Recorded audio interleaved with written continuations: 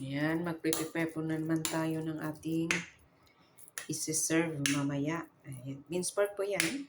Lahan na ng soy sauce or oyster sauce at saka konting-konting asin at saka cornstarch. Ngayon, ito shrimp. Pinitpit ko lang siya. Tapos ihalo natin. Tinamad na akong pumunta ng palengke kaya yung mga nandyan lang sa kanilang freezer. Nagkalkal ako na may nakita akong shrimp. Ito na yung pinaka-ano nila. And then mix it well. Gawin nating paste. Lagyan muna natin konti ng cornstarch. Pepper. Mix pa natin. Yan, mag-chop muna tayo ng spring onions saka ginger. Ang ating ginger. Masyado yata marami. Tsaka ang ating spring onions para mas sasarap. Yan, i-mix pa natin ito.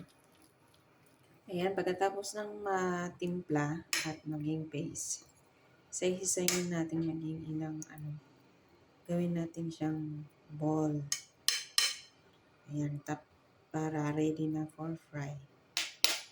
Ayan na. Ayan na, ready na for frying. Yan, nilagyan ko pala ng konting mantika ito. Oil pampadulas para hindi sila magdikit. Dalawa. Tatlo. Ayan na po. So, ayan na siya. Ready na for frying. Ayan. Yan yung buntot ng shrimp. Nilagay ko doon. Ayan. Sige.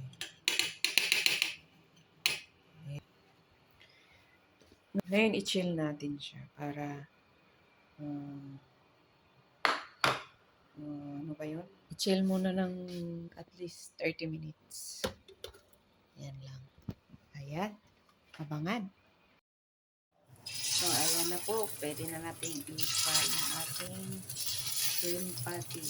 Ayan na po. Ito dapat, pag mag-mix kayo, pagka yung ingredients na dapat, mas marami ang shrimps para mas madaling maluto. Kasi konti lang yung minced pork. Rin lang natin. Ipa-brown yung both sides. Tapos okay na. Mag-ready rin kayo ng sausawan. It's either with chili paste o gagawa kayo ng sausawan with vinegar. Masarap. Ayan na mga buntot-buntot. Ayan. Gawin nyo na to. Ito. Mas laging nire-request na alagang bunso. Ating serve hot. Masarap. Ayan na. Okay na.